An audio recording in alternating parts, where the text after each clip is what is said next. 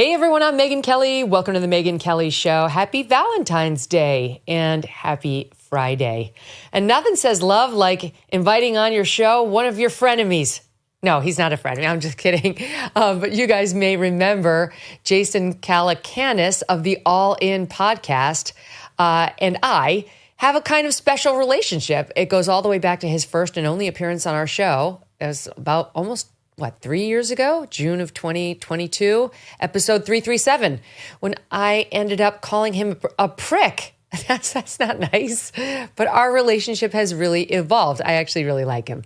And I think we've put our differences in the past, though we'll find out today, including spending some time together at the All In Summit last September.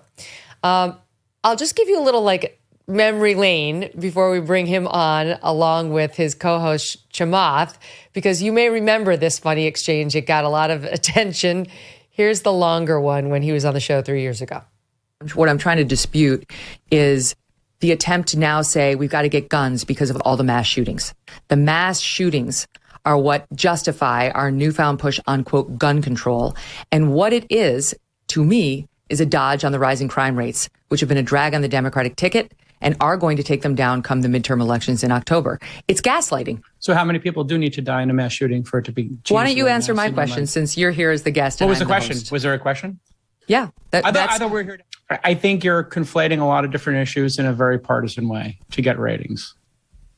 That's bullshit. Don't question my motives. This is where you turn into you sort asked of me an what asshole. I think. That's what I said. That's what I think. What you said that there's a I'm giving you my honest analysis, around. and for you to say that I am misleading the audience for ratings is a prick thing to say. You don't know me, all right? I've made my name and I've made my business based on honest journalism.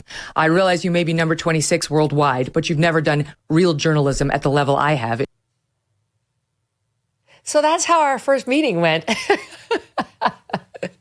That's just good fun.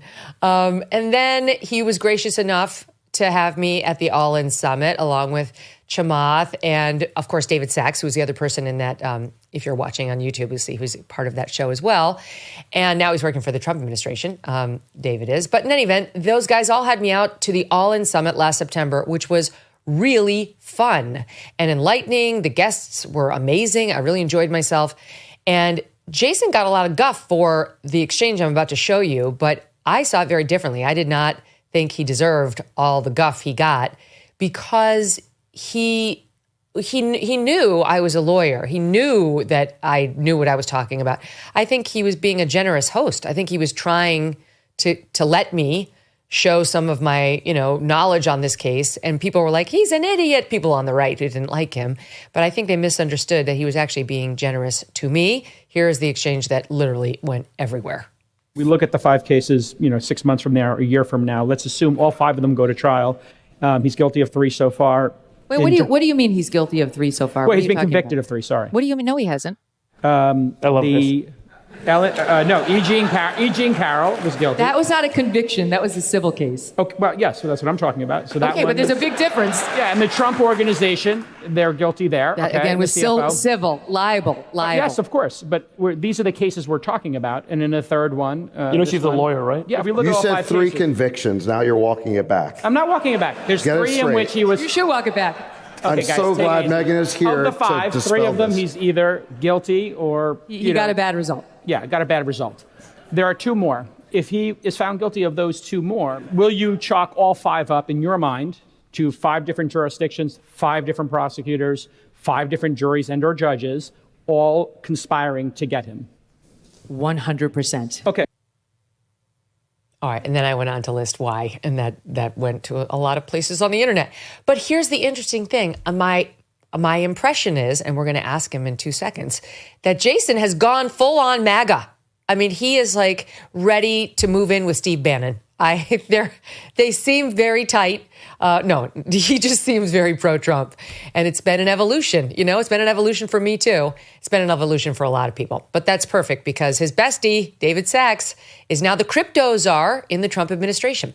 So joining me today for the very first time, second time since all of that, is Jason. And then also for the first time is Jason's co-host on the hit tech podcast All In, Chamath Palihapitiya. First time here. Chamath is one of those evil billionaires the Democrats are always warning us about, but he's a self-made billionaire, having started his career out many years ago at Burger King, which we are told is a good thing that you were supposed to celebrate unless you actually do parlay it into true billionaireship, in which case you're bad. In addition to All In, Chamath is CEO of Social Capital. Jason is general partner at Launch.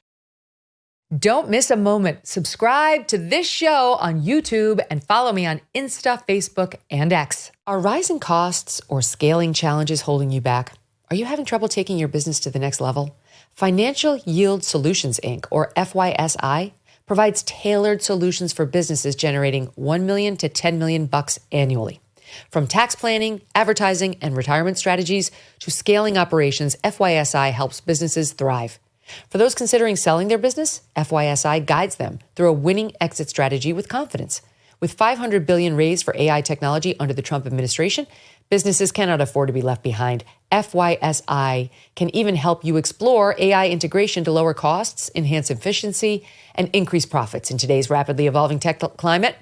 With over 14 years of experience, FYSI specializes in addressing the exact challenges business owners face.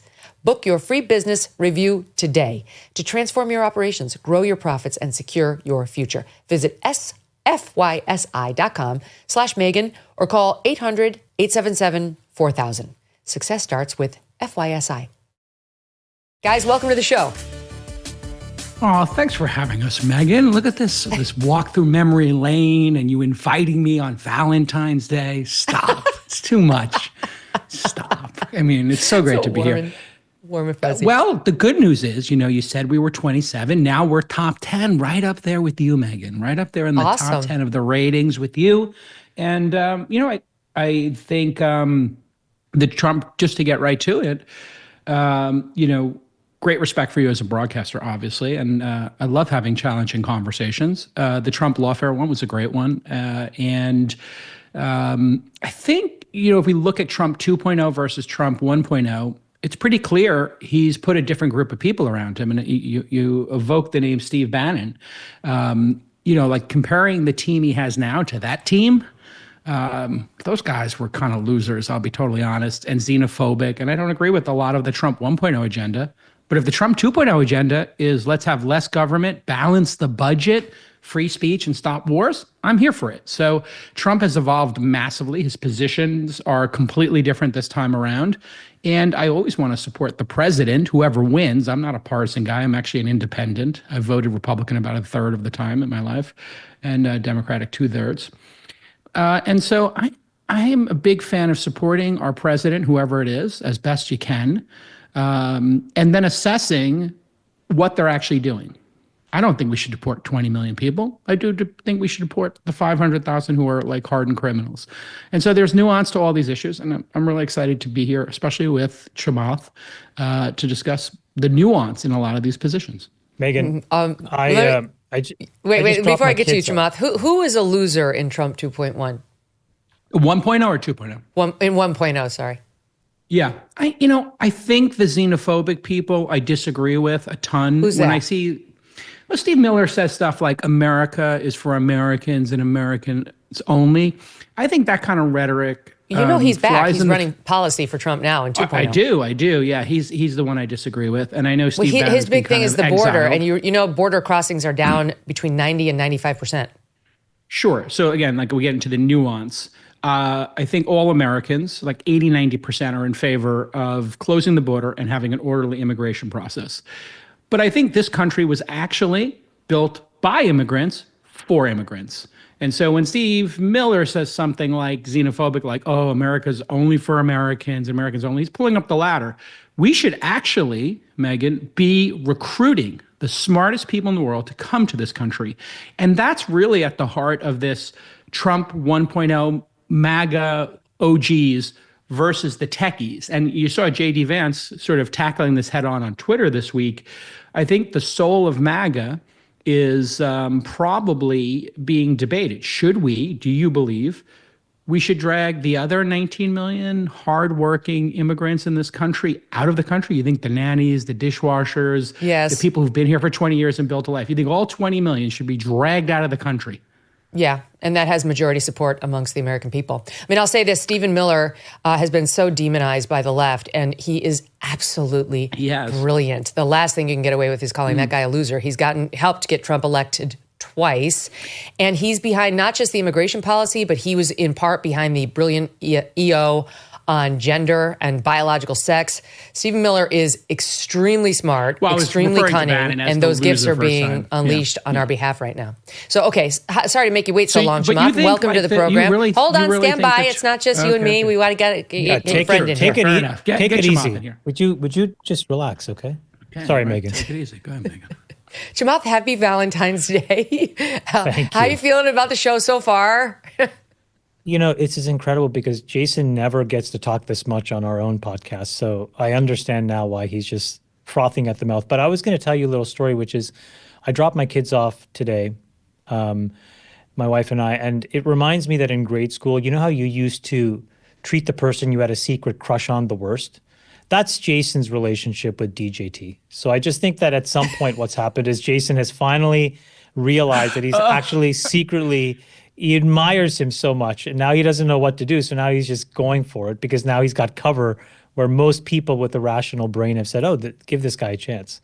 So okay, that's really we have some of that actually. Just to make your point, I think this is a bit of his evolution that we've captured in the following soundbite. Let's take a listen to SOT 3.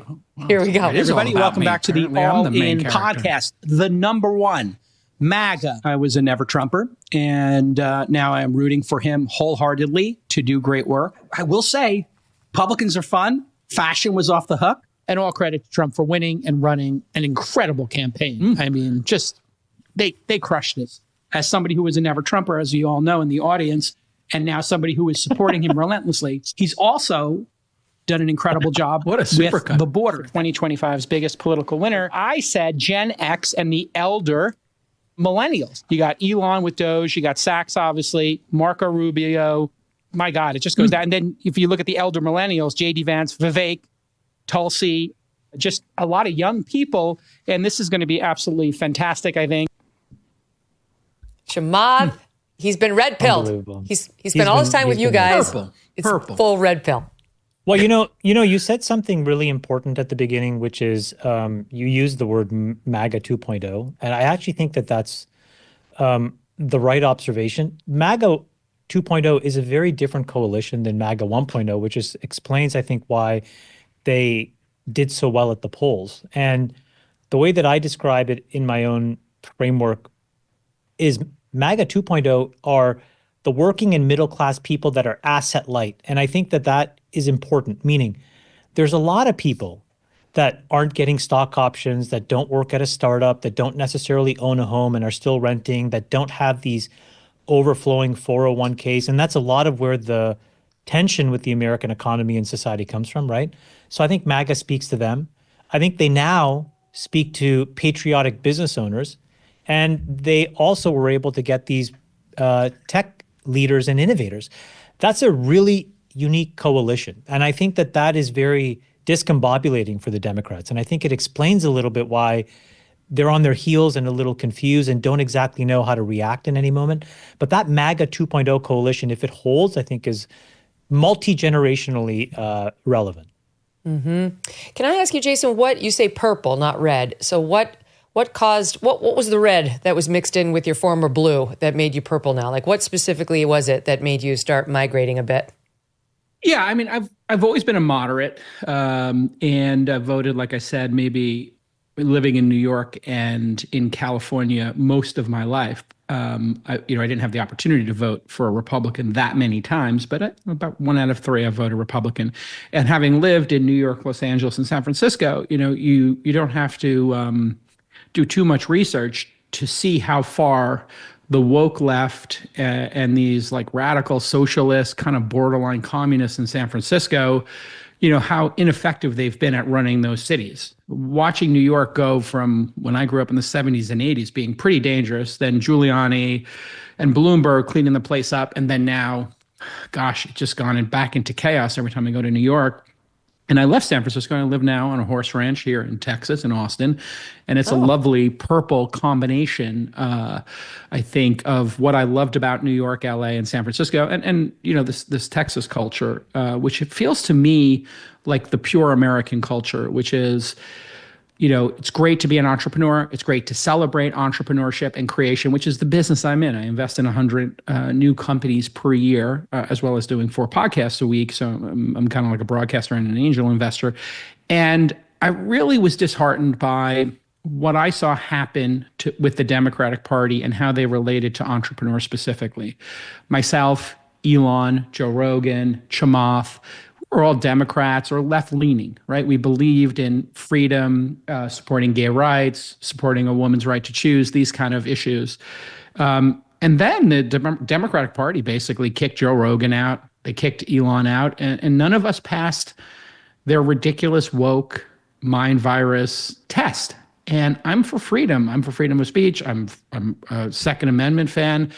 And that party just went so far left. So I feel like I've always been right here in the middle, fiscally responsible, kind of Clinton Democrat. And then I feel like the Democratic Party just went off the deep end. Like I'm not down with, giving surgery to children who are confused about their gender. Like that's crazy. If you ask 100 parents, 99 would say, are you crazy giving surgery to a child who's confused and has gender dysphoria? That's crazy. And now we're seeing many countries in Europe, and in fact, here in the United States, some states saying, hey, yeah, no more of this. And doctors are being sued, and the detransitioning movement is just heartbreaking. Why wouldn't a child wait till they're 18, 19, 20 years old? So those were kind of the issues that pushed me out of the Democratic Party. And, with Trump and some of the things he does, I don't agree with. But when he put his agenda out for, this term, with the exception, again, we talked about it before, of taking hardworking, non-criminal immigrants out of the country, which I think would cause massive inflation and all kinds of problems for us, and it would be cruel and inhumane. I'm down with less government. I've always been for less government. I've always been for balancing the budget as an individual, as a company, or as a country. And so when he decided he would bring, Elon, who's a close personal friend of mine, and Sachs, close personal friend of mine, and other folks in our circle into this administration to do hard work and important work around supporting entrepreneurs and stopping waste, fraud, and abuse. I mean, that's kind of my wheelhouse. So if Trump's going to evolve and he's going to stop being Captain Chaos, and he's going to stop putting people like Bannon around him, and he's going to put incredible entrepreneurs and the smartest people I know around him, I have no choice but to support him, right? I don't like some of the things he does stylistically, but I don't really care about style points when it comes to the fact that I believe the country is on such an unsustainable path in terms of spending. $36 trillion in debt, adding $1 trillion or $2 trillion, and the amount of waste and fraud that's going to come out of DOGE. I mean, I've had conversations with Elon. He's been very public about it. He had a presser with Trump in the Oval Office. The stuff that's going to come out is going to be mind-boggling. The amount of grift, the amount of criminal behavior, and obviously waste and waste is just so staggering. And we have to turn this around, Megyn. If we don't get this debt under control, it's existential. They have this saying, how did you go bankrupt? Slowly and then all at once. And that's where our country is. We need to stop the waste, fraud, abuse, and spending, and it's going to take collective austerity, but we have no choice. And it's going to take really bold leadership. It's unpopular to cut services. It's unpopular to stop spending.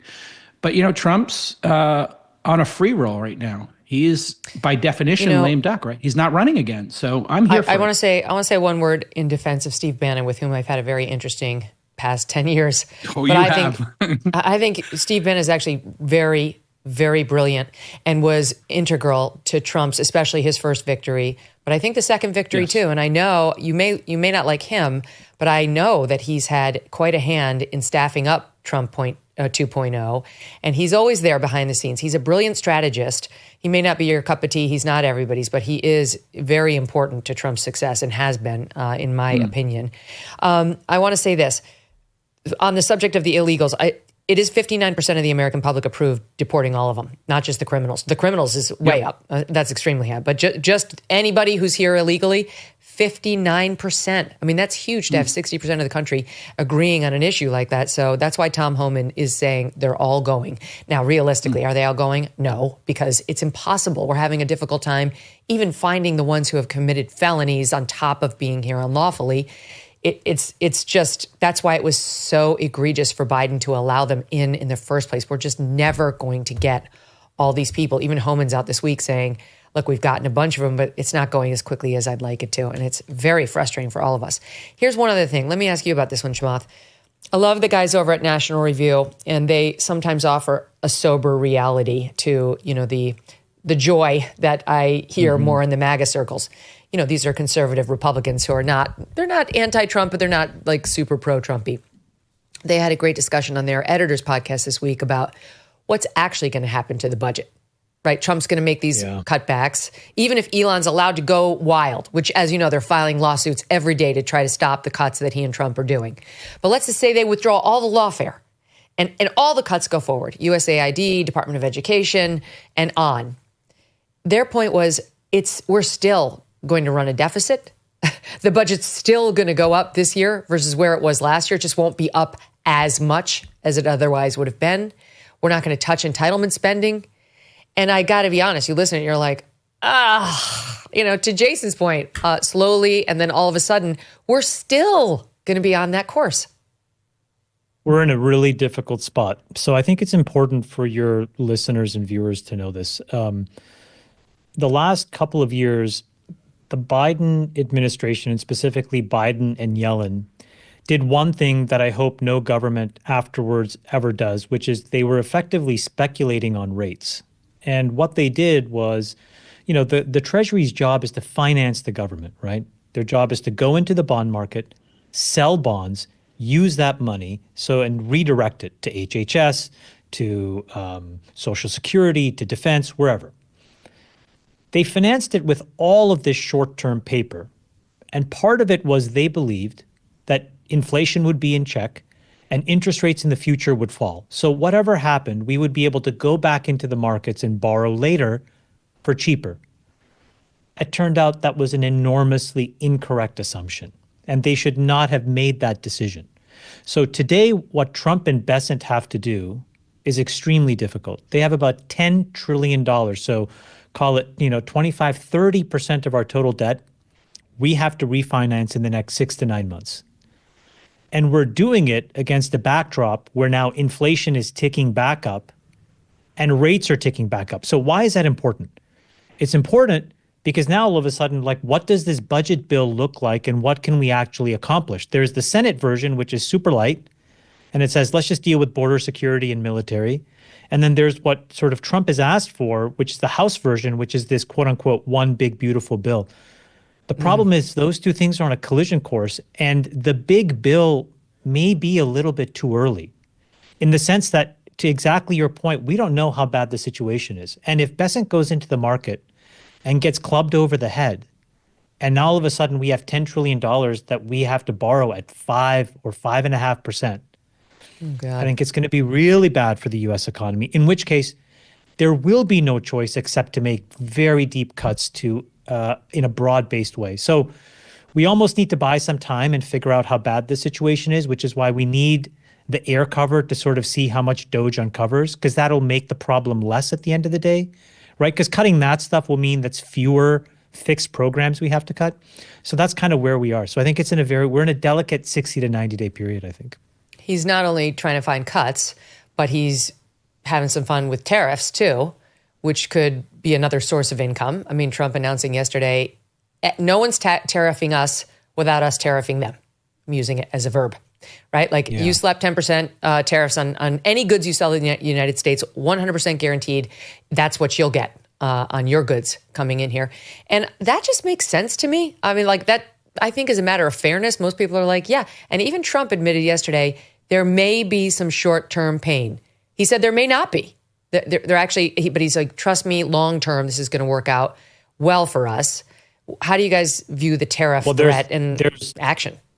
there is some short-term wins already. So, he slapped a tariff, I think, on European car imports or whatnot, and they capitulated and they lowered their import tariff for American cars to match their own. So effectively, he said it was 5x greater, right? So if you tried to take a Ford F-150 into Europe, and now that import tariff is effectively the same as what we charge European cars on the way in.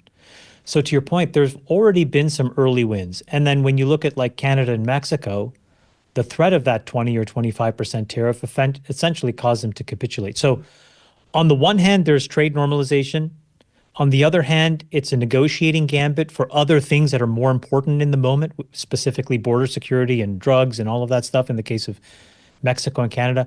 But the reality is like that revenue source, if you offset it somehow, doesn't really do much to make the problem any better. Meaning, if you get a bunch of money in with tariffs, but then you also cut corporate taxes or you extend the tax cuts for individuals and make them permanent, the reality is all you're doing is sort of like, taking from Peter to pay Paul. It doesn't make the structural issue any better. And the structural issue is what Jason said, which is we have a huge debt wall that we are about to hit, and we have to find a permanent way out of it. And I think that's where the president is right, that there's going to be some short-term pain, because I don't see how all of these things actually get to the core structural issue, which is we're just spending too much. Congress is appropriating too much money to things that we can't account for. And the law says once Congress says go, you can't say no. Well, we have to go back and revisit this. He wants to make the Trump tax cuts permanent, which I think most Americans will support. Even Joe Biden was saying he would keep the Trump tax cuts in place for those making under $400,000 a year. But he wanted to revoke them for those making over, which honestly is just silly because those are the business owners. Those are the employers who, I'm an employer. I'm a small business owner. If you tax me more, I'm probably going to get rid of somebody. I'm not just going to pay it to the federal government. Right. Somebody's probably going to go. So that's how it works. But so he's going to make the tax cuts permanent. He's also wanting other tax cuts, as you guys know, no taxes on tips. And, I had a conversation with Senate Majority Leader John Thune earlier this week. I think that's a priority for them to get that no taxes on tips thing. And don't forget, on the Trump tax cuts, Trump is calling for a return to the SALT deduction that those of us have in, like New York, Connecticut, which they didn't give us the first time when they cut the taxes because they were like, you're not going to get that too. That's too big a tax cut for you. But then the truth is my taxes went up. My accountant was like, you're actually doing better without these tax cuts, but it's fine. Anyway, my point is it sounds good to say tax cuts, and I like it too, but there's a question about whether we can afford all these tax cuts. And no one will talk about Medicare or Social Security, Jason, especially Trump. He's not dumb politically. He knows that's toxic. That's like, let me play in this nuclear waste dump. So fun. This is exactly correct, Megyn. You have two ways to cut this massive deficit we have every year and the national debt. You can either increase the amount of money coming in through taxes, or you can cut spending. And you've nailed it.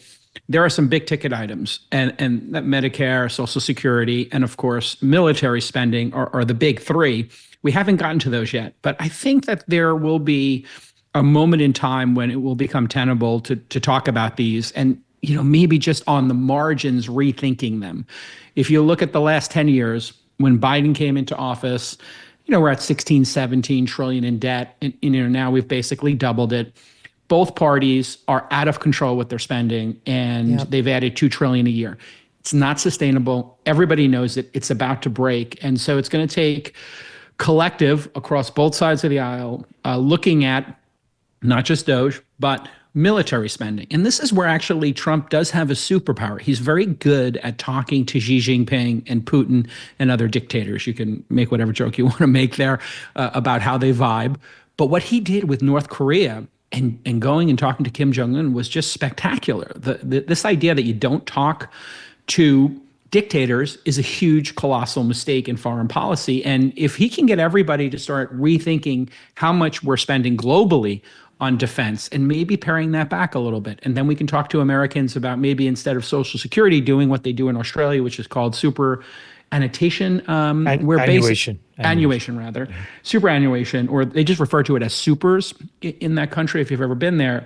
instead of giving your money to the government and then the government giving it back to you when you retire, you're forced to put a little bit of money, 10, 12% every year into essentially a directed 401k, but public equities. And if we started moving the country to that, then we could be like Australia eventually, where the government's not in the business of providing retirement funds. You do that. You're forced to put money into the markets, and then you get the money back, as opposed to the government, which is really not great at capital allocation. And, by the way, did you see what Trump said yesterday, which was incredible on your first point? He said, once we get all of this Middle East stuff sorted out, my next order of business is to sit down with Putin and Xi Jinping and we should figure out, and we should be spending 50% less, he said. I was stunned that he said that. 10% less would be mind-blowing. 50% would be incredible. 50% is like, but I love the way he negotiates. I mean,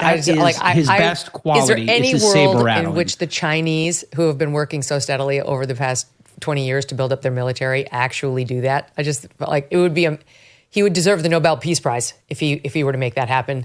They have systematic problems there, Megyn. Like they got serious problems. Yeah, they do, but that military is important to them. Mm-hmm. The problem is that we have like two versions of the military. We have the old school neocon version, which is still the dominant version on the ground, which is the projection of power, right? How do you project power? You have, aircraft carriers, and you have these F-35 planes, and you have these huge frigates and all of this stuff, right? The Navy just announced a 30-year program. They're going to spend $1.2 trillion. They'll get 365 boats, right? Which is like, it's crazy. But the real version is what Anduril is doing, which is everything is drone warfare. Everything is about AIs. You see it on the ground today in the Ukraine and Russia, that's how you fight a modern war. So that costs meaningfully less. And it's not necessarily a projection of power as much as it is a projection of capability and skill. Mm-hmm. So if you take the latter approach, you could easily spend 50% less. The former approach really is about building big iron and big metal. And we all know that's complicated and it takes a long time. So you need a philosophical shift in how people think about geopolitics and the projection of power. This is why on this front, this is not exactly the same thing, but it's consistent with the new approach that this administration is taking. We have, of course, a new defense secretary, and it's not a big deal, but he is every morning out there working out with troops. When he was back stateside, he was doing it. Now he's over in Poland. He's doing it. He posted this video today of him running with troops over in Poland saying, fitness, readiness starts in the beginning of the day. There's no, do we have the shot? We'll run it. It's just pictures. Okay. It's just pictures. By the way, he needs pants. It's too cold in Poland to run with just shorts. Is Pete running in shorts? He's running in shorts. He's running in shorts. It's snowy and it's Poland. But in any event, I like it too. I have to say, like Lloyd Austin, with all due respect, was overweight, was in the hospital unaccounted for like a week. We didn't know what was wrong with him. What kind of a health crisis was. It's great to see a young, robust defense chief, and just a juxtaposition in the messaging now. He's saying that we've had a record sign up and increase in troop numbers in December in anticipation of Trump taking office, and now in January once Trump has. And he points to specifically, among other things, the difference in recruiting efforts. Like, look at the ad that they just put out for special forces under the Trump DOD.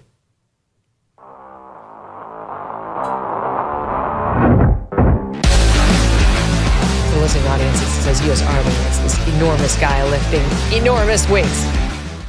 Stronger people are harder to kill. Strong people are harder to kill. That seems right. But just so you have the full picture, stand by. Here's what they were running under Joe Biden. Although I had a fairly typical childhood, took ballet, played violin, I also marched for equality. But as graduation approached, I began feeling like I'd been handed so much in life, a sorority girl stereotype. Sure, I'd spent my life around inspiring women, but what had I really achieved on my own? I needed my own adventures, my own challenge. And after meeting with an Army recruiter, I found it. A way to prove my inner strength and maybe shatter some stereotypes along the way. Oh my gosh. difference, guys. It's crazy. I mean, as men, you must see the difference in messaging and why the numbers are going up. Well, look, I think that it's like there was like this fever, and I think it's broken. And the thing is, it should be okay to be able to look at certain job categories and basically say, what is it that we need? So what should firefighters be able to do more than anything else? They should be able to put out fires and everything that entails. What should, a spec ops person be able to do? They should be able to kill with precision. And somehow we lost that, where you weren't allowed to say those things anymore. And now I think we're getting back to just the common sense of it all. And there are other jobs, by the way, that should be governed by empathy and compassion, and you should optimize for those. That's like a well-functioning society. And I don't know how we lost that script, but I think we're slowly getting back to that. This is a big admission, Megyn, because I don't know if you've ever seen Chamath's thirst trap that he posted on social media, but he has very thin legs. His legs are not capable of carrying. He would not be a great firefighter. Megan, he can't carry anybody. It'd be easy to kill. Is that what you're saying? No, Megan, I'm tall. He's tall, but he's got very thin legs. No, that's not true. That's what robust legs. Show the look photo. Like 6'2". Cut the photo in. Please go find the photo to my team. We're getting it right now. But let the audience decide. The military issue really is that what's going to happen, on future military excursions, we're going to have to go and we're going to look like the Ukraine. We're going to look like Ukraine. Sorry, putting the thought in there. You are going to have drones, and there's a good friend of mine, Palmer Luckey, has a company called Andril that's doing particularly well in this regard. There's another one, Vanton Systems, VATN. I'm not an investor or anything, but I had them on my podcast. And they were showing me their underwater drones. You can cut in a video of it. It's really cool, Vanton Systems. And you can just walk us through it here for the audience. Show us what you've built and walk us through this. So right here, you're seeing our engineers out testing and working through the vehicles themselves. So what you're seeing here is a man-portable vehicle being carried by our CTO right there. And now it's running through the water. But our first product we call the Torsk on the commercial side, or the Skelmir S6 on the defense side. And it's 6-inch diameter, really lightweight, and a fraction of the cost of existing options, with the ultimate goal of really building them at scale, which we're going to start next year, and making it easy for one person to deploy a whole bunch of these and really control a multitude. They are producing these underwater drones for 85% less than what the military spends now. This is exactly what Elon did for putting people in space, and he lowered the cost by 90%. Those opportunities exist. And so if we can reimagine the military, we could have more capability. We could be more competitive, and we can do it at literally 50, 60, 70% less if we unleash innovation and entrepreneurship. And this is the thing that pushed me out of the Democratic Party. Back to the original question you had for me. We have to support founders. It is very hard to start a company. You suffer. You're doing it now, right? You got to exist in Fox and NBC and take the Lincoln Town cars and have all this stuff. Now you're an entrepreneur, right? You got to be scrappy and you got to fight. The Democratic Party abandoned and shamed entrepreneurs, and they're still doing it. Elizabeth Warren and Bernie Sanders are out there every day attacking Elon for doing something he doesn't need to do right now. He's already incredibly wealthy. He's got Tesla. He's got SpaceX to work on. And he's taking a side quest for the American people. No, bro, for 4, 5, 6 months. He's moving into the government. This is costing him billions. Yeah, he's moved in. I know, and just before I give you the floor on it, Chamath, here's the thing about Elon. He could have gotten the deregulation that he wants for his industries just by all the donations and the blood, sweat, and treasure he gave to Trump prior to November 5th. Trump owed him enough that he would have probably tried to help Elon roll back some of the red tape he wants rolled back without Elon doing a single thing post 10/5. Everything he's doing now is because he genuinely wants reform. He wants the government to work differently for all of us, not just for him. Go ahead, Chamath. There is a framework that we talk about. I've talked about it a few times now. I'll just sort of share it with your audience to the extent it's valuable. I think we all want to be and remain the most important country in the world. That should be, not really controversial. But the problem is that we have somehow found a way to debate how to get there. And I think how to get there has always been the same and will always be the same. which is America is the best when it has the most vibrant economy in the world and the most capable and powerful military in the world. That's it. And whenever any country has had those two things, if you look back in history, thousands of years, they've always been the most important and the most vibrant place, whether it's Rome or whether it's the, British Empire. But underneath that is one thing in this modern iteration, which is you must have technical supremacy. You must. If you make the best clothes, it doesn't mean much. You could have a vibrant fashion industry, but it's not going to give you economic vibrancy or military supremacy. If you have great, buildings, it doesn't do anything.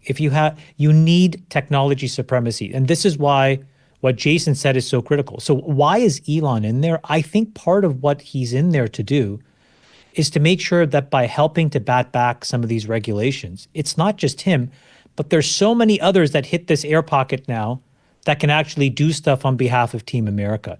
And if you're technically supreme, your economy will be the best.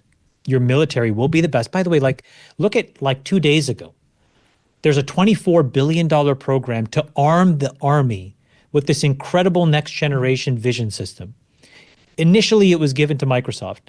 Microsoft realized they couldn't do it. What did they do? They gave it to a startup, Anduril. Now what happens? That technical supremacy filters in through the economy, gets into our military. Our military will be that much better than everybody else. Mm-hmm. And that cycle, for whatever reason, was frozen in time for literally 15 years. And this is what we need to undo. And in that 15 years, the biggest mistake we made was we allowed China to catch up. And now they have a level of technical supremacy that rivals ours and in some cases exceeds us. And that was a mistake that we allowed to happen. And we need to correct it. We're in a battle with them on many fronts, including AI, though not so much the Europeans. One of the things that happened this week was JD Vance went over to Europe and at a conference that was dedicated to discussing slowing the AI march, he thumbed the middle finger essentially and said, we're not slowing anything. We're the United States of America. We're leaders on this and we intend to stay leaders on this. And then he made some other news, which I want to get to with you, but I just want to make one point on the drones. These things can be very threatening, potentially used by us and potentially used against us. And there was a report out earlier this week on how the Iranian threat against Trump's life was more serious than we knew. And it was to the point where they were deploying decoy Trump planes when, not Air Force One, but Trump Force One, as they used to call his private plane when he was campaigning, to where they'd just have staff on the one plane. And some of these staff would later say whoa, what, we were on the decoy plane trying to say, hey, Iran, Trump's here, when he wasn't really there. We're uncool.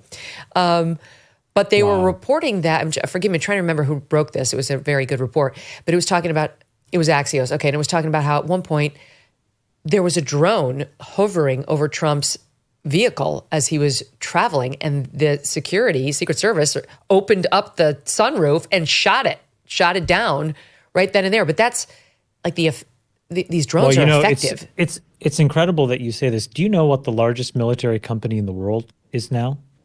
It's DJI. This was a Chinese drone company that people relied on just for drones when drones were this, a consumer pastime. A toy. But when it turned the corner, especially in this Ukraine-Russia war, where it became the de facto method of effective attack, they sell parts every which way. Now, I'm not saying DJI is doing anything bad. I don't think they are. They're selling drones. Somehow it gets redirected and finds itself in all these places, but it's an attack vector. Yeah. And in as much as it's an attack vector, that is now the largest military company in the world. It's China. It's based in China. It's an incredible thing. It's not Lockheed Martin. It's not anybody else. It's crazy. Boeing, and you know what? There's a lot of scrappy people, Megyn, working on this. I read a story in the Wall Street Journal about some University of Toronto students who made a dish that uses acoustics to interfere with the components specifically of DJI drones. It's called Prandtl Dynamics, Prandtl Dynamics. So I had them on my podcast. I talked to them a whole bunch about how the technology works, and they were just students. And I said, hey. Terrible name, by the way, to get funded. Terrible name. Anyway, terrible. Point is, Prandtl, Prandtl. You can just talk. Basically, they knock drones out of the sky. So I talked to them. I check out the technology. It actually works. So I actually gave them the angel investing money to start Jason, this company. tell them to call it Drone Strike. Drone Strike. Or Perfect. Drone Killer. That would be the new name. Yeah. Drone Killer. So there's all this technology that is coming out, and venture capitalists, Megyn. It was very interesting when I started. I started angel investing 12, 13 years ago, just as a side thing to support my friends. And at that time, venture capitalists wouldn't invest in military technology. And in fact, at Google, the kind of resistance inside of Google was protesting them even providing things like Google Docs, like Gmail, to the military. And now that's totally turned around. Silicon Valley is enamored, and investors like myself, Chamath, and others, Sachs too, we're looking and saying, hey, this is actually the patriotic thing to do. On Trump 2.0. By the way, sorry, just on that, let me tell you a quick story. So I seeded this company about 8 or 9 years ago to make drones for the sea. It's called Saildrone. Saildrone, yeah, great company. And, Saildrone now has contracts with the Coast Guard and the Navy and all of this stuff. But these are, as you can imagine, autonomous drones that you can deploy literally from the United States. And it can get to any conflict hotspot. And it has all of the sensor arrays it needs to collect information, send it back, etc. But to your point, Jason, the obvious thing 5 years ago would have been to add some kind of kinetic ability to those drones, right? Meaning those drones, by the way, one of our drones was famously intercepted by the Iranian Navy, okay? I think in the Strait of Hormuz or someplace. But the reason we weren't able to add that, kinetic ability 5 years ago is because sort of internally, when you're building these things in, Berkeley, California, people have an opinion on that this is not cool, or this is the patriotic thing is to actually not make these things happen. And somewhere along the way now, I think we've had a couple of examples, Andrew being the best, where no, the patriotic thing is to actually make sure Pax America wins. Absolutely. And it's incredible that it took all this time for us to be able to say that without sounding like some, right-wing loon. And, and now we have to play catch up, which I think is the thing that frustrates me a little bit. It makes me concerned, quite honestly, but if we can get it done, then I think we'll be in a much better place. It's so funny. Happening. All I can think of is my husband's book, The Mysterious Case of Rudolf Diesel, which is about the Elon Musk of the early 20th century, Rudolf Diesel, who was German-born, spent his childhood in France, and was this genius who designed the diesel engine. It was his engine, and diesel should be spelled with a capital D to this day. When you go to the gas station, it's diesel, capital D, fuel for a diesel engine after this guy. But he was a peacenik. He was definitely a peacenik and did not want this engine to be used in war machines. His idea, his goal was for it to be used on like small farms who could put just vegetable oil in it, and it can run off vegetable oil. Willie Nelson powered his diesel-powered, van or camper with corn oil.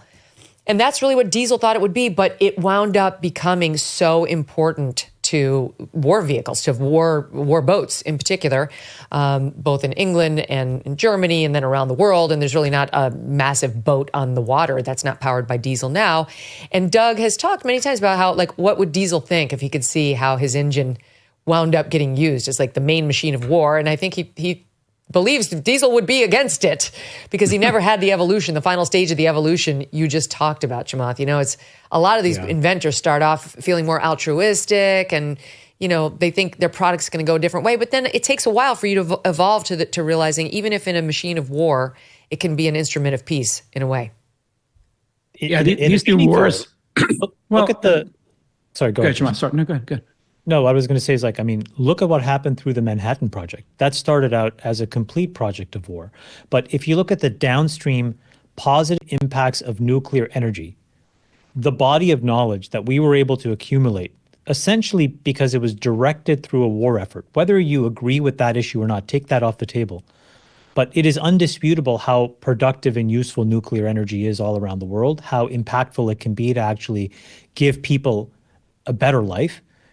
But it would not have advanced as quickly and as safely had we not gone through those phases of the Manhattan Project. A different example is the Apollo program. We spent, in today's dollars, $250 billion getting to the moon in the late 1960s and early 70s. that is the basis of everything we touch and feel today when you look at a computer.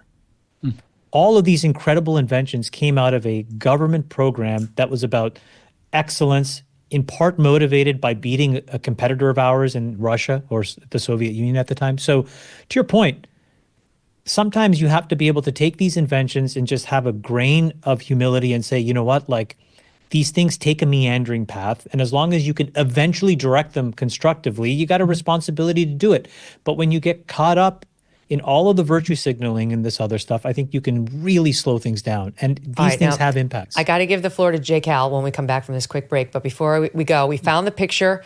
We report, you decide. Let's take a look at let's Chamath. look at this. The top looks great. Zoom in on those legs. Guys, Zoom in on those legs. Guys, Megyn, I'm 6'2". I know how big you are, Megyn. Megan's he's tall. not going to be able. She appreciates you wouldn't be able to carry Megyn out of a burning building. Bro, of course I could. let me tell you something. Strong core. That lesbian fire chief in SoCal, she would do a better job. Stop. Look at those legs. She's a large lady. I mean, she's a large lesbian fire chief. All right, stand by. We'll be right back. We'll be back. You can email me, Megyn@MegynKelly.com. Now is the time to prioritize gut health. Daily exposure to processed foods, work stress, fluoride in water, and environmental toxins can overwhelm your digestive system. The body faces constant attacks, but there's a way to fight back. Just Thrive Probiotic is a clinically proven probiotic and antioxidant with science-backed strains designed to keep the gut healthy and balanced. Unlike most probiotics that die in stomach acid, Just Thrive survives, delivering real results without gimmicks. Better digestion, a stronger immune system, increased energy, and easier weight management, all in one powerful probiotic. Available in capsules or delicious berry-flavored gummies, there's an option for everyone in the family. For over a decade, Just Thrive has been committed to helping Americans achieve optimal health with trusted, science-backed solutions. To join the gut health revolution and take control of your health today, visit the JustThriveHealth.com website, okay? JustThriveHealth.com. And save 20% site-wide with promo code Megyn. That's JustThriveHealth.com, promo code MEGYN. So guys, you mentioned in the first hour a passing reference to this show and your show and my status and yours as well as an independent broadcaster. And that brought something up that I've been meaning to mention this whole week, and now's as good a time as any. So over the weekend, it was announced that Fox News has acquired the company called Red Seat Ventures, which sells our ads. They sell the ads for the Megyn Kelly Show, Red Seat Corporation. And Fox acquired this company because they sell ads not just for the Megyn Kelly Show, but for the Tucker Carlson Show, for Bill O'Reilly's show, for now Piers Morgan, who's got a YouTube show, and so on. And that's one of the challenges when you get into the space as an independent. You kind of have to partner with somebody who's got relationships with the ad companies. It's very, very difficult to do it yourself. You can't just start calling up Genucel and saying, hey, will you advertise on the MK show? So Red Seat and this guy who runs it named Chris Balfe, they've been great partners to us, and I love Chris, and he's been absolutely wonderful, and his whole team to work with. So they help us out. They sell our ads. He's been an advisor to me in my professional life as well.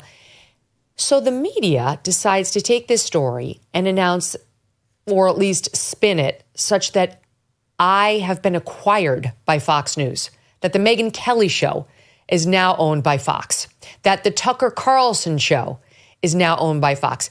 They spun it as, we're going home. There was one article from Reuters, the deal brings O'Reilly, Kelly, and Carlson back into the Murdoch fold through Red Seat Ventures, though Red Seat Ventures will operate independently within Fox's 2B Media Group. No, it doesn't. It does not bring any of us back into the Murdoch fold. Nothing against the Murdochs, nothing against Fox. Very happy for Chris and Red Seat and for Fox. But this has almost nothing to do with us other than, I guess, Fox and 2B are now eventually going to, well, they own the company or most of it. That's selling our ads. That's it. But it was so annoying, you guys, because I know you've worked for every ounce of that success and for every notch you've moved up on the podcast ranking. And it would have been helpful. I never offered it and I never wanted it, but probably would have been helpful to have the backing of a company like Fox News pushing me, but I didn't have it and you didn't have it. We earned all those ranks ourselves. for once in my professional life, Fox News had nothing to do with one single viewer I have, right? So and now they're taking it was credit. annoying. Yeah, It was annoying to see this spun everywhere as some sort of an acquisition or a sellout by yours truly or Tucker, who I'm sure would never be selling to Fox. But it makes Fox look good to make it look like they acquired us, which they didn't, and whatever. So it's kind of annoying. Anyway, Chris Balfe went on the Semaphore podcast with Ben Smith, formerly of the New York Times and BuzzFeed, and they talked about this. And here's a bit of the exchange that just hit today. One of the most fascinating things of the deal is that you are the platform for three of the biggest stars Fox has ever had: Megyn Kelly, Tucker Carlson, Bill O'Reilly. And Piers had a relationship with Fox, but a little different. And you have this radically different relationship with them, which was when Fox News, when you work for Fox News, you really work for Fox News. You do whatever they say. You do not do things they don't say. They have total control over everything you do. When you work for Red Seat, like Red Seat sort of works for you. It's an inverted relationship in which the talent has a lot of power. You get to work for them to the degree that you're providing like great service for them and great money for them, but it's an inverse relationship where you as the media company just have so much less control. You're kind of an agency for talent. You're exactly right about the characterization of the relationship, right? We work for them, they don't work for us. And, we operate at the pleasure of these hosts. And the minute that they see someone who's doing better for them, who can help them monetize better or grow their show better or whatever it may be that we're doing in each individual case, then they can move. This is the way that this business works. And so if you want to be part of the creator economy, you have to realize that creators are in charge. And it's our job to do as good of a job for them as we possibly can to make sure that they do want to be with us and not somebody else. I can faintly hear shrieks coming from Fox News World as you say creators are in charge. It's pretty funny, right? So anyway, just to set the record clear, what he said is exactly right. Red Seat's not a platform for us. SiriusXM is a platform. Apple, Spotify, those are YouTube, that's a platform. Red Seat's a partner that sells our ads and gives us some information on the podcasting industry. And Balfe personally has been a great friend to it's a service provider, right? But the reason why the traditional annoying. media writes that article is that they are hoping that some of these viewers may get turned off by it and stop watching you or listening to you. That's the point. They're jealous. That's the point of they're that jealous and misdirection. diminishing you. That's what's really happening here. Is I think independent. It's very rare for somebody to come out of the Fox world and be able to actually start a business. I've been in publishing my whole life, and really publishing is three things. You got to have talent, which you clearly have. You have to have distribution, which has now been democratized. You just give an RSS feed to Spotify and to Apple, and you're good to go. And then you need to have ad sales. I'm actually shocked that you haven't brought that in-house yet, because there's 100 ad sales people who will send their resume to you right now, and your cost of ad sales should be 10% or lower if you had an in-house team based on, my knowledge of what you're doing. Whole new future you're laying out for me here, J. Cal. Keep going. Well, the rep firms tend to take 25 to 40%, and that's fine to start out. But for you to be a truly independent media company, you need to control that piece of the puzzle, and you can very easily, and you will. I guarantee you by next year, and I make millions of dollars a year off This Week in Startups. All In doesn't have advertising. We probably leave 25, 50 million on the table every year because my co-hosts refuse to let me read the ads. I keep asking them, let me read the ads. You know why, Megyn? Private aviation. Private aviation. I could be in a Phenom 300. I could be in a Pilatus PC24 if Chamath would let me read one goddamn ad on the show. Eat the rich. And this is what is making me crazy. Private aviation is, but we make our money through the events we host, and that's a great business. And you were there. Thank you for coming. It was awesome. And our new tequila, and we're going to do All In Tequila. And I got to spend some time with Ben Shapiro when I went to the inauguration, who I have great respect for, and his team and what he's built as a business. Are you going to make a point? Are you trying to make a point? I am. And the other thing that's very interesting is what he's doing with cigars, razors, etc. Yeah. They made their own brands. I think, Megyn Kelly, I don't know what you drink. You drink a Sauvignon Blanc. What does Megyn Kelly drink on the weekend? What's going on tonight on a Friday? A big fan of gin, tell you the truth. I'm a big fan of gin these days. A little G&T? You G&T? Yeah. Sometimes, or just gin and club soda with a lemon. I actually really like that. I call it the Gin Haven. All right, listen. MK's Gin Haven right now. Let's get a gin company on here. You brand it, you put it in cans, bottles, whatever. It's going to make $1 billion. Let's get Megyn Kelly paid. That's what I'm talking about. We're doing all I love where this is going. Allin.com. But I love what you guys just said, because that's what was so annoying to me. Like Yahoo, their headline, Yahoo Finance, was that they've acquired, that I've gone home, that they've acquired my home. Like, Red Seat, with all due respect, is not my home. My home is my show, my editorial, and I put my home out to a various, degree of platforms, right? Like to YouTube. They hate you because they ain't you, Megyn. That's it. They hate you because they ain't you. Just I didn't want people to be you. confused. I didn't Hire want, some like, if assets. Fox News, if I did sell out to Fox News, if Fox News owned the Megyn Kelly Show, it would change. What they were getting at there and with Ben Smith and Chris Balfe was exactly right. Fox does control everybody who works there. Trust me, I know. That's why it's so amazing to be in the independent lane, right? It's like, you guys say, you can say whatever the hell you want. The thing that's changed is that the news has become totally commoditized, right? You can basically get the same facts everywhere. And I think what people have sniffed out is that it's people's opinions, especially smart people, who are consistent. That's what matters. You're one, Tucker's one, on the left, Ezra Klein is one. There's people on both sides. But my point is that what people don't care about is if you, for example, wrote an article and the byline said the New York Times, you just wouldn't care as much as you used to. And in 5 years, they'll care even less. And it's the same with Fox. Now, those people, for a moment, they had the right to have the business model that they did because, let's take Fox as an example. They literally spent billions of dollars to build the broadcast infrastructure to get in front of people. But that's been undone. And so now I think the next 20 or 30 years will be about people who can be articulate, consistent, interesting. Some people will want partisan, some people will want independent, but that sorting function is going on right now. And I think that's why the media, I don't want to say that they lie, but I think that they can be, their insecurity around this one thing comes through in so many articles. You see it in the DOGE articles. You see it in this article about the Red Seat. You see it everywhere if you're paying attention for it, which is what they're really expressing is we're not nearly as important as we used to be. Mm-hmm. And so they have to go to more and more extremes because the relaying of the news doesn't really add that much value. You can go on X and get that in 8 seconds. And control, that's exactly Megyn. Right. This is about control. You and Tucker, supremely talented, they controlled you because they gave you these giant multi-year deals. You guys were at the top of your game. 8-figure deals is extraordinary. You guys top-ticked it, as we say in the business. You hit the peak. And it's scary, and to be talent and then start from zero again. Yeah. But you did it, and now you control it.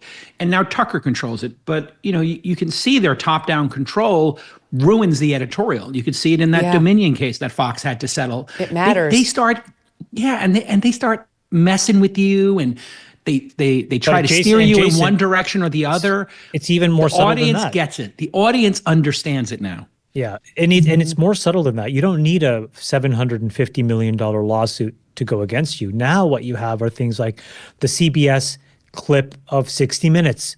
Yes. All of that just subtly chips away at people's trust, right? Now, I used to watch 60 Minutes religiously on Sundays. When I was growing up as a kid, I thought, okay, this is where I watch for an hour and I'm a little bit smarter for it. And now when you see these kinds of things, you think to yourself, what is the point of even watching these clips? And then when you see the clip being distributed, you think to yourself, well, is this yet another moment where CBS cherry picks the editing of something to portray a message? I don't want the cognitive load of having to deal with that and figure it out. I have kids, I have a business, I have a family. I am trying to live my life. Just give it to me straight. And if you're giving me an opinion, I want to know up front that it's your opinion. But what I don't want is the manipulation. It really over is time you realize who you can trust and who you cannot. And for me, it's like it's fine. I'm happy for Chris, I'm happy for Fox, but it matters who controls this show. And some were suggesting like they have an ownership. I own 100% of the Megyn Kelly Show. I don't have investors. I have nobody. I have me. Right. And that's the other thing. Like, they're not wrong. When I worked at Fox, you couldn't say if you said anything like to the press, Irina Briganti, that snake, would be all over you. They'd be dropping hit pieces on you to try to control you. And I'm delighted to have nothing to do with this person. I don't know, I don't think Fox has any delusions that they would control me because they sell ads for me in this new context. But it's delightful to be able to not worry about people like that, and you guys know, maybe you don't know, because I know you had lean years. We talked about how Chamath worked at Burger King when he was a kid. But, after Fox and NBC, both of those organizations tried to destroy me. 100% tried to destroy me. And you have those nights in your bed where you're kind of like sad and your career's blown up and you're like, Jesus. And bit by bit, then you build it back. And the last thing you want is for somebody to come in and be like, oh, she sold out. She sold out to one of them. Like, in the end, she bent the knee and went back. That's not at all what happened. I had nothing to do with this. It wasn't my decision. And when I tweeted that out, again, not trying to antagonize Fox. I see why they're smart to have made this move, just setting the record straight. But that's when I tweeted it out, you guys won't be surprised to learn, every one of the people who follows me on Twitter was like, we got your back. We get it. We knew it. Totally. Don't worry. It's just a brand new world. Can I make a prediction? But just three legs of the stool, Megyn.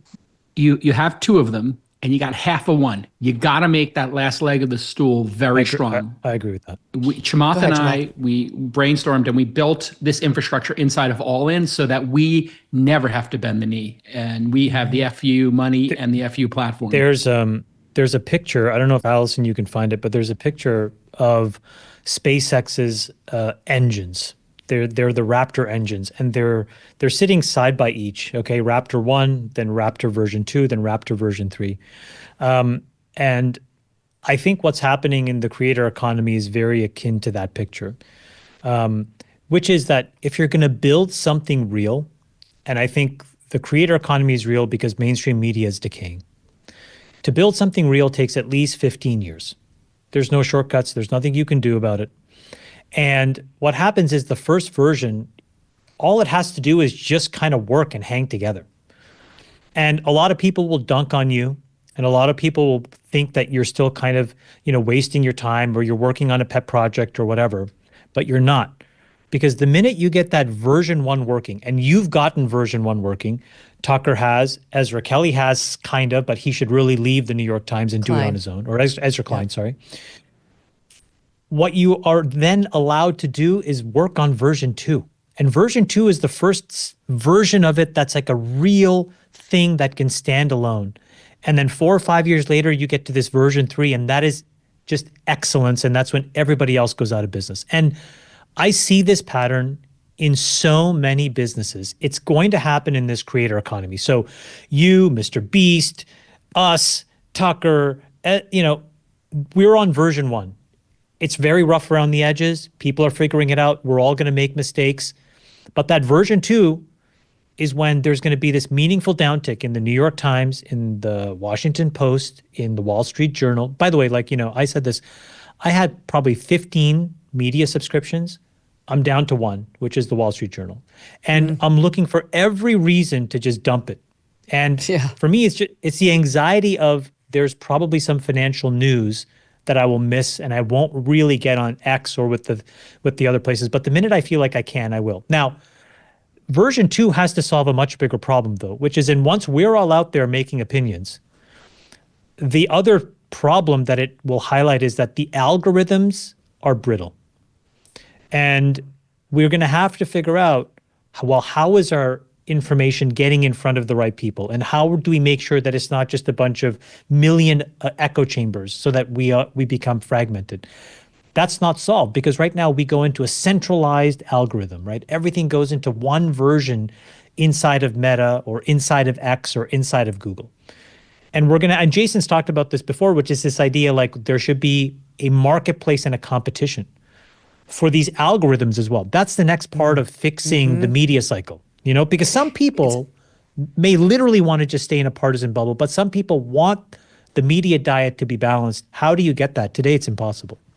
It's funny because I was speaking with a very smart person about YouTube algorithms, and this person doesn't work for YouTube, but I was saying, well, how do how can the Megyn Kelly Show go from 3.5 million subscribers to 20 million subscribers?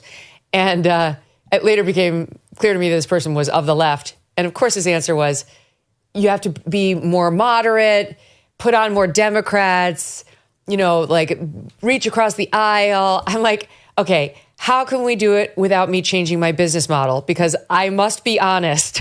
And I don't think the secret to my next level success is to populate the show with a bunch of leftists. But I do have a lot of Democrats on the show, but the answer is not to change anything about my content. It's to make sure the algorithm picks up the content. Exactly right. Yeah, the most important thing in media, and I told this to my squad on All In when I was, in the early days, it was just hard to get these guys to show up every week. And I just sat them all down and I said, guys, the number one way to be successful in media is to show up every day. Consistency. And that's what you have. You are a juggernaut. You show up every day. You're consistent. And I subscribe to you. Congratulations on breaking 3 million. That's extraordinary in a short period of time. Consistency is the key. And when we started out, Freebird can't make this day, Chamath can't make this day, whatever. Now, nobody misses. Every Thursday, it's locked in. Nobody misses. Whether I'm in Japan skiing, you might say you're all in Italy, we're all in. And that's the way to do it. And hey, when are we going to get this Megyn Kelly Con? That's what you need to do. MK Con with the G&Ts. Sell 1,000 tickets, get all your fans there. I would come to MK Con. This is where Jason just embarrasses himself. He starts off so strong. I got ideas. I have ideas for Megyn. If you had to graph your performance on this show, it starts off so high and then it just crashes. I'm feeling really good about our relationship, though. I feel like my relationship with J. Cal has come full circle. Look at us now. It really is a Valentine's Day celebration. By the way, guys, there's just to clean up on this. There's an incredible paper published by TikTok, the engineers at TikTok, about how they do personalization and their algorithm. And this is what made me think about this, which is, why don't I have the choice to opt into it? Now, the interesting thing that they do that nobody else does is, no matter what your content preferences are, they will always seed you with something that's a little bit off topic / off brand / off interest, because they're always trying to get this, this more visceral reaction to, do you engage in it or not? And it's just an insight to me that even if you are one way, the most valuable algorithms that we all need to make content on top of need to get that right, which is, how do you expose it? Even if you're exposing it to someone that just viscerally disagrees, but it just makes the content more valuable and it makes the service better. And I think that's like the next big turn. That's the version 2 of that Raptor engine that we all need to get right. Well, that makes a lot of sense. I mean, it's been interesting the past couple of years when Facebook de-emphasized news.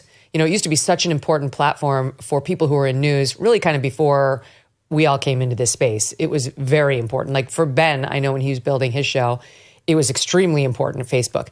And then they just decided, in the wake of all their wokeism and their annoying politics, that they were going to stop platforming news.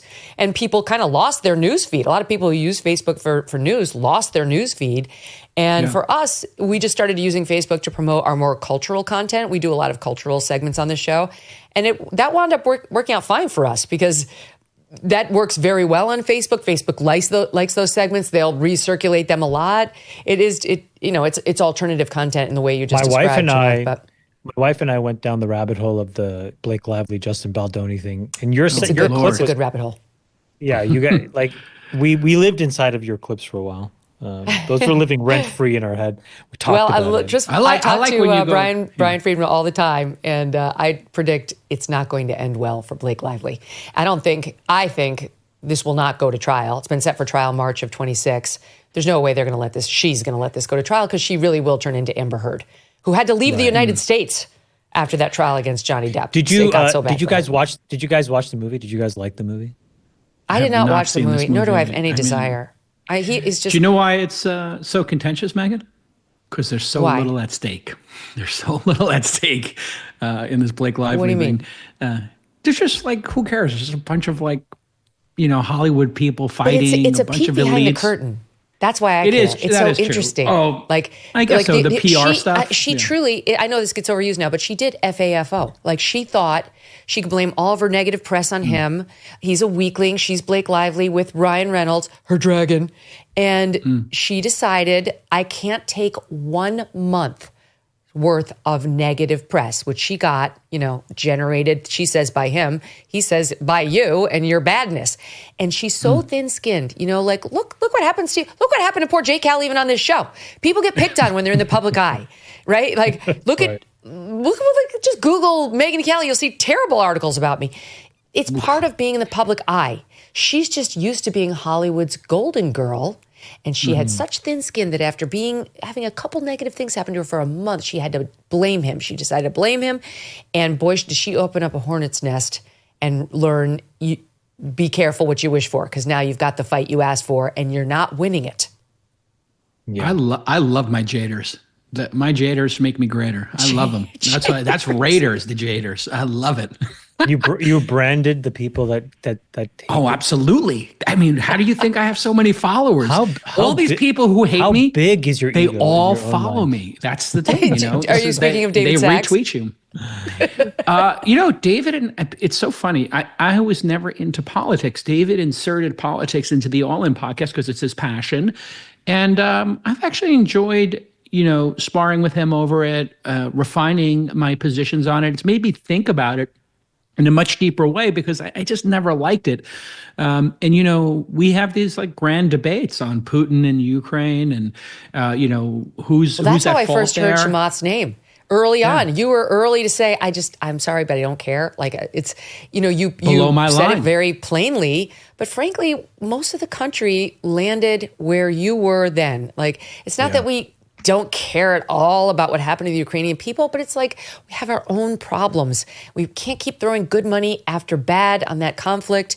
And don't you think that's what Trump's really been saying these past couple of days? And Hegseth has been saying, like, look, it's got to end. Of course, Russia is going to have territory. Ukraine's not getting back its entire borders. And obviously, Ukraine's not joining NATO. Pete Hegseth got a hard time from the press for actually saying that, but we all know that. It's like, did he really give up the farm when we all know that, Chamath? No, and I think he said the quiet part out loud, and you weren't allowed to say it because it was, almost like it was like a virtue signaling test. You have to maintain this line, even though everybody behind the scenes already knew, to your point, the answer. I mean, the crazy thing about Russia-Ukraine is a couple things. One is, it pulled us into a situation where the Europeans really should have been taking the lead. And instead, we had to have the opinion. Then we became the major funder. It turns out we sent, $200+ billion, of which at least $100 billion has gotten completely misplaced, which is unbelievable. And it just goes to show you that you can't even have a conversation about what's right or wrong. And so now, do we need to audit what happened over there? Probably. Do we need a resolution? Yeah, instantly. And I would rather us be able to take our mental energy and focus it internally. And I think that we weren't allowed to say that. To your point, when I said that, it was really more in the context of China and, some of the things that are going on in China, but it also applied to Ukraine and applied to many things. And people tried to cancel me. And I thought, wow, this is crazy. And now it looks like, most Americans, I think, to your point, believe that the right thing to do is just to focus internally and get our house in order. Yep, they're done. Trump said yesterday he had direct talks with Putin, that he thinks that he's ready to make a deal. He did it without Zelensky. People said, how could you do it without Zelensky? He said, I got to find out first whether Putin wants to make a deal. Now I know he does want to make a deal. And then I talked to Zelensky, who also wants to make a deal. Zelensky doesn't think that Putin genuinely wants to make a deal. But Trump's like, we're going to make a deal, all right? And no one's going to walk away thrilled, but we're not going to keep funding this thing. And Hegseth said, we're definitely not going to have American boots on the ground over there maintaining security. That's going to have to be Europe. And the Europeans are like, why weren't we on the call? It's like, there's only one person who can get this done, and he happens to be in the White House Oval. And he'll get it done. Yeah. The Europeans will provide the security for it. He secured all that money that Ukraine took from us with earth materials that we need that are in Ukraine. It's the one thing they can give to us. This is the key point. Right? He finally Megyn. got us something for all this money, But Jason. here's the thing. Biden, and I brought this up countless times with Sachs, and we had this very vibrant debate on it where I said, listen, this is a loan lease. Like, they are buying these weapons on loan and they have to pay it back. And Sachs was like, to his credit, like, that's never going to happen. Biden's never going to ask for the money back. It's going to be a donation. We all know that. Trump comes in, he cares about money. He cares about the balance sheet. He knows we have issues around our solvency. And he said, you know what? I want the money back. It's a loan lease, which is what we did during World War II. And Ukraine's going to pay every dollar back. If Ukraine pays every dollar back, we do a 10, 20-year, Ukraine can't join NATO for 10 years, no big deal. We could outlast Putin. And that's the thing you have to realize about these dictators. They have a certain lifespan. They typically implode. They cause their own problems, as Putin and Xi and North Korea have done. The best thing is to contain them. And you know who's great at containing them and managing them? Trump. They respect him. He's a strong man. He's crazy. He's Captain Chaos. He saber rattles. He threatens them. They respect him, and they're a little scared of him, I think. And if he gets all that money back from Ukraine, we will have protected democracy. We will have contained Putin, and all's well that ends well. So I really hope, and I actually think Trump's going to pull it off. And I would give him a lot of credit when he does.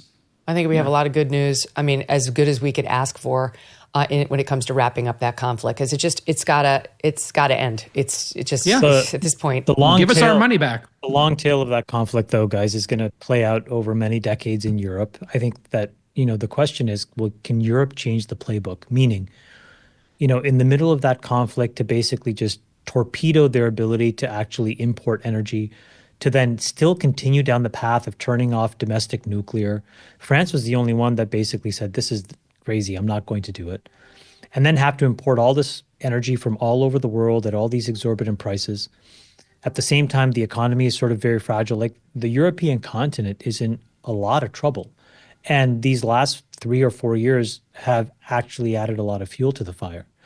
So I think, smart people need to have a better opportunity to just, be smart in public, and then have the public be able to absorb that and actually make decisions. That's why these things are nuts. Like, what's happened is crazy. That's a good transition. Smart people saying smart things to JD Vance back in Munich. Oh, yeah. With a truth bomb in front of the Europeans, who were reportedly just stunned in their seats, uncomfortable, shuffling. When it comes to free speech, which is, Europe has just been absolutely abysmal on, and immigration, which, to take what I said about free speech times 10. So the sitting vice president of the United States goes over there. These are allies, yes, but man, he did not mince words. Here's a little of JD Vance in Munich yesterday. Heard a lot about what you need to defend yourselves from, and of course that's important. But what has seemed a little bit less clear to me, and certainly I think to many of the citizens of Europe, is what exactly it is that you're defending yourselves for. What is the positive vision that animates this shared security compact that we all believe is so important? And I believe deeply that there is no security if you are afraid of the voices, the opinions, and the conscience that guide your very own people. Europe faces many challenges, but the crisis this continent faces right now, the crisis I believe we all face together, is one of our own making. If you're running in fear of your own voters, there is nothing America can do for you. Nor, for that matter, is there anything that you can do for the American people who elected me and elected President Trump. Jeez, sorry, that was earlier today, but it's amazing to hear him say it, no? I think so. I think he has to basically set this agenda very, very clearly. The Europeans are going to be at the forefront of this next phase of very difficult decision making. I'll give you one example. The amount of rules and regulations that they make around climate change and the impact that it has economically all over the world, including domestically in their own countries. How are they going to deal with that now that, we have to recognize nothing the Europeans do actually has a meaningful impact on climate. Whether you agree with it or not agree with it, it's irrelevant. You need to look at China and India. That's where the whole game is played. So if you can't say that inside of Europe, inside of the borders of Europe, How will you ever change the rules? That's an example. A second example, there is not a single company that's getting started today that has a desire to locate an office directly inside of the UK or Europe. Why? Because the regulatory framework will now come and really go after you if they don't like a single thing that you're doing. So what now happens to the European economy? They get deprived of their chance of having some small modicum of technological supremacy. What do you think happens to those economies? So if you add all of these things up, it all goes back to the root cause that JD's identifying. If you can't say it, you can't fix it. And so they have to decide what page they're on. And it's even worse than that, Chamath, if you think about the fact that they're not content to just have this regulation impact their citizens and to make unbelievably stupid decisions like the Germans turning off 3 of their remaining nuclear reactors and then building a pipeline from a dictator to buy oil directly from Russia. The French figured it out. They were 90% at the peak nuclear. Now they're about 60 and about 20% renewables. They're totally energy independent. The European Union wants to regulate American companies. We have companies like Adobe wanted to buy a tiny company called Figma for $10-20 billion. You know who stopped it? It was the Europeans. It was the UK. It was the UK. So yeah, they're going after our companies and what we're doing. My advice to those companies were, you know what? If you're Adobe or Figma, stop selling your product in the UK. Block the UK. It's a meaningless market.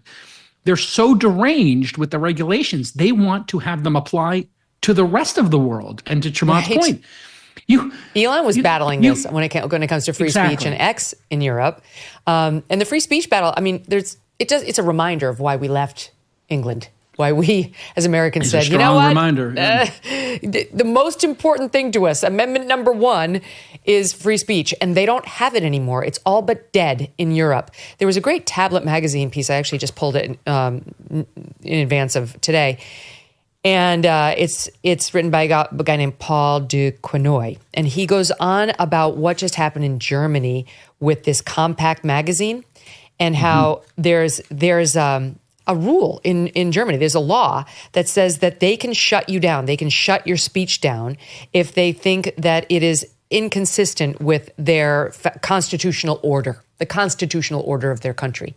And so they went in, they think this is a, quote, far-right magazine because it supports this AFD party that is very anti-illegal immigration.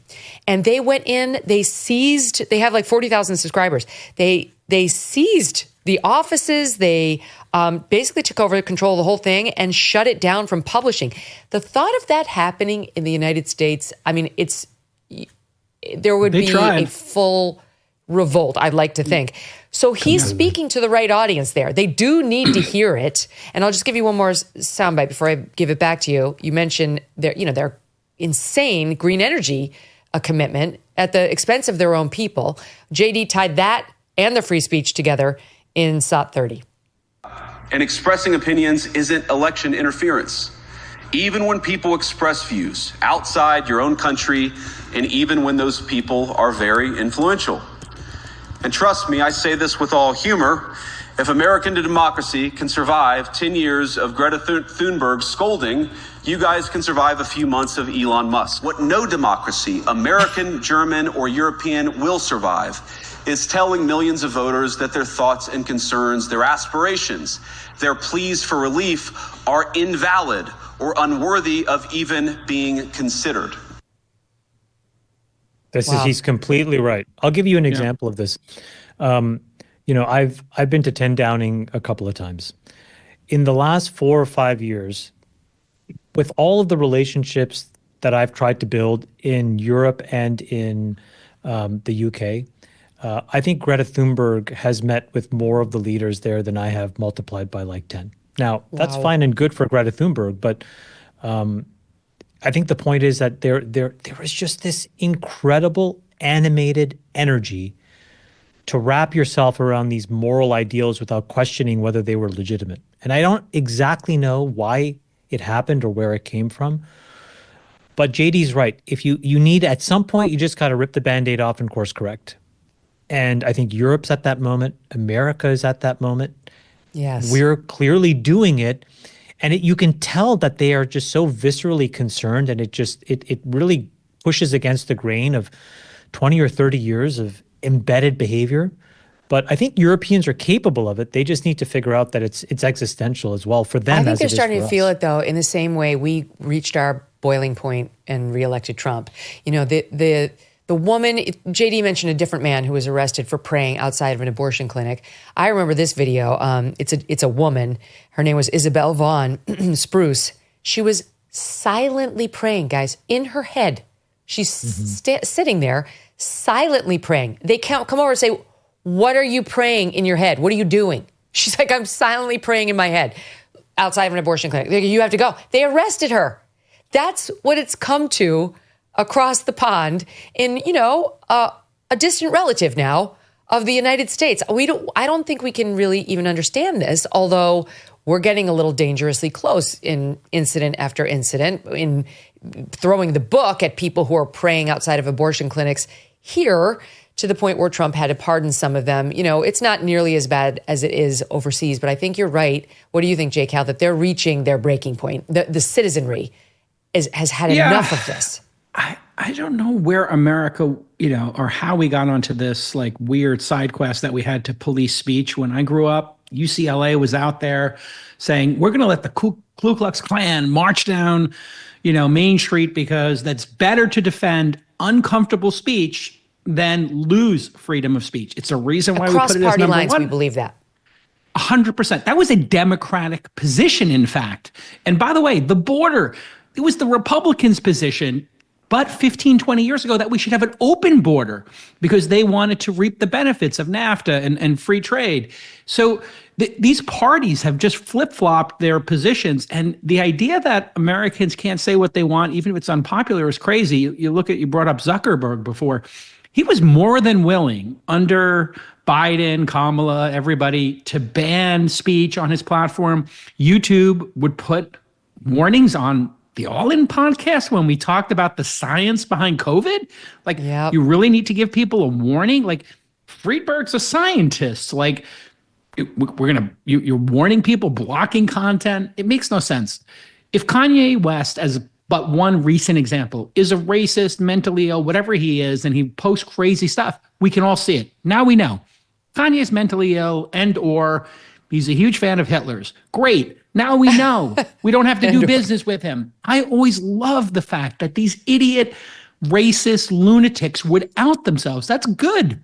And it's good for our kids and everybody else to see, hey, totally here's agree. Racist people. Here's racist, evil people. They exist in the world. They're nuts.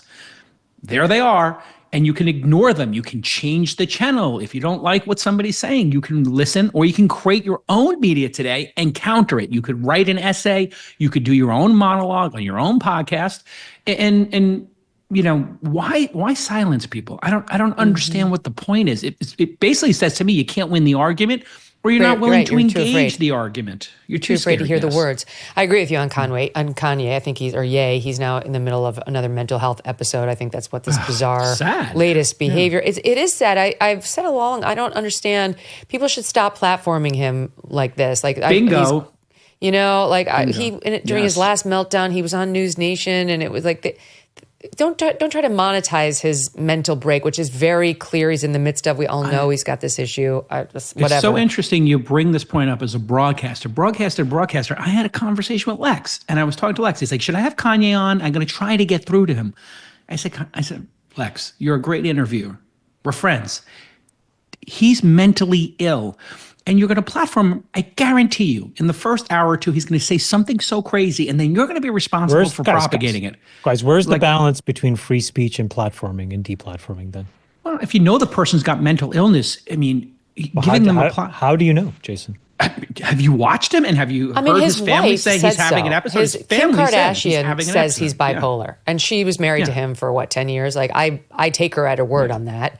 Yeah, and I know he's denied it. I should say that, but it does seem he goes through these bouts of very bizarre behavior that don't necessarily match up with how he is the rest of the time. Maybe it is just him. If there's any doubt about the mental wellness of the person, I wouldn't put him on. I would be too worried about exploiting a weak moment, like a low moment for the person mentally. In the same way that you can't, I don't know if you guys have ever had somebody that a friend or family who's actually dealing with mental illness. You can't get through to them. You can't say, you're having a mental episode. Please stop saying that. They're not reachable. So it's kind of like the whole thing is pointless other than for just like voyeurism's sake. All right, stand by. I've got to take an ad break, and I'll be right back because there's something I cannot let you go without asking you.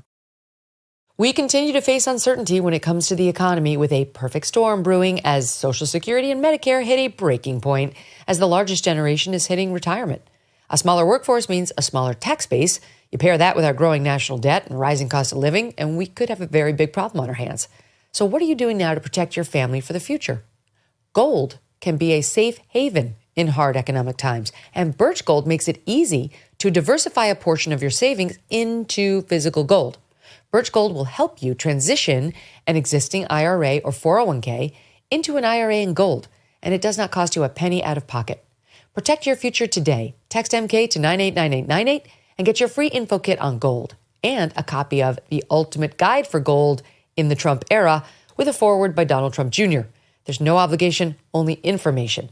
Birch Gold has earned the trust of countless Americans looking to safeguard their savings. Just text my initials MK to the number 989898 today. It's Valentine's Day, and I want to tell you about Cozy Earth. Cozy Earth elevates love's little moments like curling up together at the end of the day. Their bamboo sheet set is incredibly soft, smooth, and breathable, like sleeping on a cloud. After a long day, there's nothing quite like slipping into those sheets, and every night feels like a mini getaway. Plus, Cozy Earth's bamboo pajama set is a gift she won't stop raving about. These are the kind of pajamas she never wants to take off, perfect for lazy mornings or winding down together after a long day. And don't forget him, ladies. Cozy Earth's men's collection has everything he will love: PJs, joggers, and more. Comfortable, versatile, and made to last, it is the ultimate gift for your guy. This Valentine's Day, show your love, or you can do it even after Valentine's Day. You want to show your love with Cozy Earth. With a 100-night sleep trial, a 10-year warranty, it is a gift that speaks to comfort and connection. Get up to 40% off at CozyEarth.com with my code Megyn. CozyEarth.com, code Megyn. And if they ask you in the post-purchase survey, tell them you heard about Cozy Earth from the Megyn Kelly Show. Elevate your love with Cozy Earth. So there's another podcast with the very annoying Kara Swisher and her partner Scott Galloway. God. I know, that decided it would be a great idea to arrest the DOGE workers under Elon. I mean, Scott Galloway openly called for them to be arrested. And Elon responded on X saying Swisher and Galloway are threatening talented young software engineers who gave up high compensation for death threats in order to help the American people. Shame on them, Swisher and Galloway, cruel, mean, and deceitful human beings that they are. Then those two went back on their podcast and said the following in SOT 10. Like, they traded it because this is what they want to do, and they were enthusiastically doing it. And we don't have to like them. And just by not liking them, we're not threatening them. So that's fucking nonsense. And neither you didn't threaten them in any way. And it's a larger part of his strategy of intimidating journalists. He's trying to shut us up. If he's going to accuse me of overreach, then come after me, bitch. To go after the woman, it shows one of two things. Either you're weak, or you have an incredible bias, i.e. misogynist. Let's just get to the source here. It's just so clear the guy wants to fuck me. I mean... That's what I said. The sexual tension is palpable. I get it. I get it. And he's rich, so there is a shot here. Oh, my Lord. What is that? I mean, it's irrelevant. You explain it to me. That's Kara Swisher. She says she's the tech journalist. She's the one who covers your industry better than anyone. You know, she was, I was friendly with her for a long time, with Karen Swisher. I'm sorry, Kara. Same. Karen. And, you know, she kind of, when she was with Walt Mossberg, you know, she really focused on the tech, the business. She was a little spicy on the margins as a broadcaster. But when she partnered with Scott Galloway, the whole thing went really dark. And, you know, I have some sympathy for him. He's talked about mental illness, depression, whatever, very publicly on his podcast. And, you know, I think he's so desperate to, you know, get ratings, and they're making, you know, decent money. I think from their podcast, they've been talking about, you know, they're making 8 figures with their new deal or whatever. They just do Elon for clicks, right? In the NBA, I'm a Knicks fan. We have an expression, Knicks for clicks. You get a lot of clicks if you talk about the Knicks because it's a big market. You get a lot of views if you trash Elon. But, I do think, they're saying some things that are truly offensive, and then, which is fine. But he also was like making jokes about Trump being assassinated. I thought that was incredibly poor taste. Like, you really shouldn't make jokes about the, potential assassination of the president. Especially I think this president. Yeah, it's like happened twice. And, I think he's off the deep end. People send me clips and they go viral and stuff like that. Well, she's making a cottage industry out of being this alleged Elon expert because she's interviewed him. I mean, so has Don Lemon. Doesn't make him an Elon expert. I was with Elon like the 2 or 3 times she interviewed him, like, because we're friends and we hang, and it's irrelevant. And, like trading on other people's brand, like, just go build something in the world, go do something yourself. And I think these commenters are not actually in the arena, as my friend Chamath likes to say. They're not building something, so they just want to tear people down, and it's good for ratings or whatever. But it just seems super illogical because, to what we were just talking about with Germany and Europe, they're just out of sync with how people think. We have bigger They're problems. super out of sync, and they're not objective. I can come on here and I can talk about, hey, here's where we differ in the border, and you can have an intelligent conversation about it. I think they're just off the deep end with Elon derangement syndrome, Trump derangement syndrome. I think they're just really scared of what's going to happen during this presidency. I can tell you what's going to happen during this presidency. Exactly what happened the last time. It's going to be a bit chaotic. Stock market's going to go up. We're going to balance the budget a bit. He'll stop the wars. He's good at not starting wars, and he's good at stopping them. And I think it'll be a relatively successful presidency, and then somebody else will win, and life will go on. This idea that Trump's going to destroy the world is crazy. Like, he didn't destroy the world last time. They're calling JD 48, which I like and fully support. I got to run. I'm up against the clock, you guys. What a pleasure. Thanks so much for coming on together. This was fun. Thanks, Megyn. Good times. Have Happy us back next Valentine's Valentine's Day. Yeah, we could do this a Valentine's Day tradition. Absolutely. You're booked. Consider yourselves booked. See you next year. See you next year. Have a wonderful weekend. You too.